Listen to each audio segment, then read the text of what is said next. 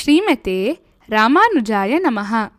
ವಿಷ್ಣು ಸಹಸ್ರನಾಮದಲ್ಲಿರುವ 235ನೆಯ ತಿರುನಾಮ ವಹ್ನಿ.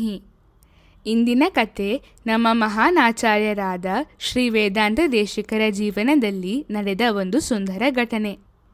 ಶ್ರೀ ವೇದಾಂತ ದೇಶಿಕರು ಕಾಂಚೀಪುರದ ಬಳಿಯ ತೂಪುಲ್ ಎಂಬ ಸಣ್ಣ ಹಳ್ಳಿಯಲ್ಲಿ ಜನಿಸಿದರು.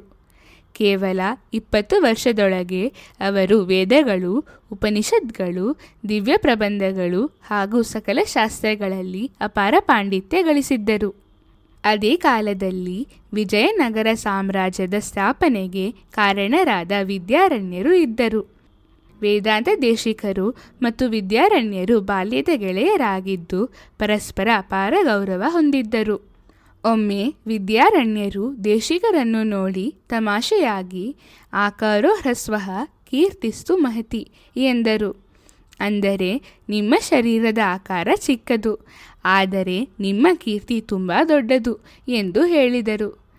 ಅದಕ್ಕೆ ದೇಶಿಕರು ತಕ್ಷಣವೇ ಬುದ್ಧಿವಂತಿಕೆಯಿಂದ ಆಕಾರೋ ನ ಹ್ರಸ್ವಃ ಎಂದು ಉತ್ತರಿಸಿದರು. ಸಂಸ್ಕೃತದಲ್ಲಿ ಆ ಅನ್ನೋ ಅಕ್ಷರಕ್ಕೆ ಆಕಾರ ಎಂದು ಹೇಳುತ್ತಾರೆ. ವ್ಯಾಕರಣದಲ್ಲಿ ಆ ಅನ್ನೋದು ದೀರ್ಘ ಸ್ವರ, ಅದು ಯಾವತ್ತೂ ಹ್ರಸ್ವಸ್ವರ ಆಗೋಕ್ಕೆ ಸಾಧ್ಯವೇ ಇಲ್ಲ.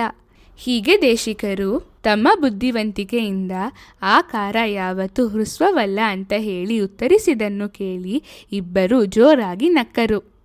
ದೇಶಿಕರು ಇಷ್ಟೊಂದು ಪಾಂಡಿತ್ಯ ಹೊಂದಿದ್ದರೂ ಅತ್ಯಂತ ಸರಳವಾಗಿ ಮನೆ ಮನೆಗೆ ಹೋಗಿ ಭಗವಂತನ ನಾಮ ಸಂಕೀರ್ತನೆ ಮಾಡುತ್ತಾ ಜನರು ನೀಡುತ್ತಿದ್ದ ಸರಳ ಭಿಕ್ಷಾನ್ನದಿಂದ ಕುಟುಂಬ ಸಾಕುತ್ತಿದ್ದರು. ತಮ್ಮ ಗೆಳೆಯನ ಸರಳ ಜೀವನ ಕಂಡ ವಿದ್ಯಾರಣ್ಯರು ವಿಜಯನಗರ ರಾಜಸಭೆಯಲ್ಲಿ ಉನ್ನತ ಹುದ್ದೆ ಸ್ವೀಕರಿಸಲು ಆಹ್ವಾನ ಕಳುಹಿಸಿದರು. ಆದರೆ ದೇಶಿಕರು ವಿನಯದಿಂದ ನಿರಾಕರಿಸಿ, ಈ ನಾಲಿಗೆ ಮನುಷ್ಯ ರಾಜನನ್ನು ಹೊಗಳುವುದಕ್ಕಲ್ಲ, ಭಗವಂತನನ್ನು ಹಾಡುವುದಕ್ಕಾಗಿಯೇ ಇರುವುದು ಎಂದು ಹೇಳಿ ಅಂತಿಮ ಉತ್ತರವಾಗಿ ವೈರಾಗ್ಯ ಪಂಚಕಂ ಎಂಬ 5 ಶ್ಲೋಕಗಳ ಸ್ತೋತ್ರವನ್ನು ರಚಿಸಿದರು.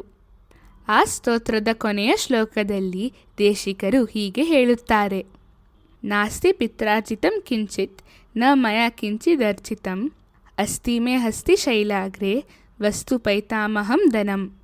ಅಂದರೆ ನನಗೆ ಪಿತ್ರಾರ್ಜಿತ ಆಸ್ತಿ ಇಲ್ಲ, ನಾನು ಏನನ್ನೂ ಸಂಪಾದಿಸಿಲ್ಲ, ಆದರೆ ಕಾಂಚೀಪುರದ ಹಸ್ತಿಗಿರಿಯ ಮೇಲೆ ನನ್ನ ತಾತನ ಅಮೂಲ್ಯ ಸಂಪತ್ತಿದೆ.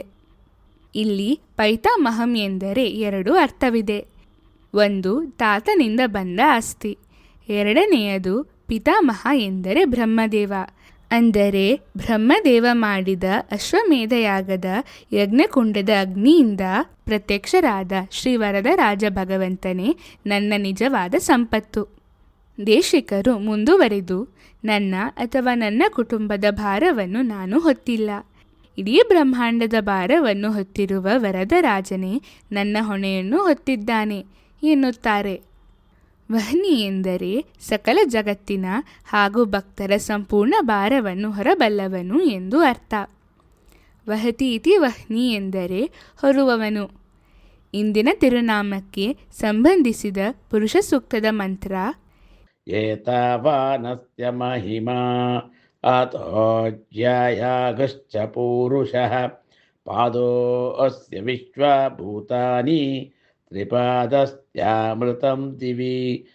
ನಾವು ಪ್ರತಿದಿನ ವಹ್ನಯೇ ನಮಃ ಎಂದು ಜಪಿಸಿದರೆ ಭಗವಂತನು ನಮ್ಮ ಜೀವನದ ಸಕಲ ಭಾರ ಮತ್ತು ಕಷ್ಟಗಳನ್ನು ತಾನೇ ಹೊತ್ತು ನಮಗೆ ಧೈರ್ಯ ಹಾಗೂ ಶಾಂತಿಯನ್ನು ಅನುಗ್ರಹಿಸುತ್ತಾನೆ. ಶ್ರೀಮತೆ ರಾಮಾನುಜಾಯ ನಮಃ.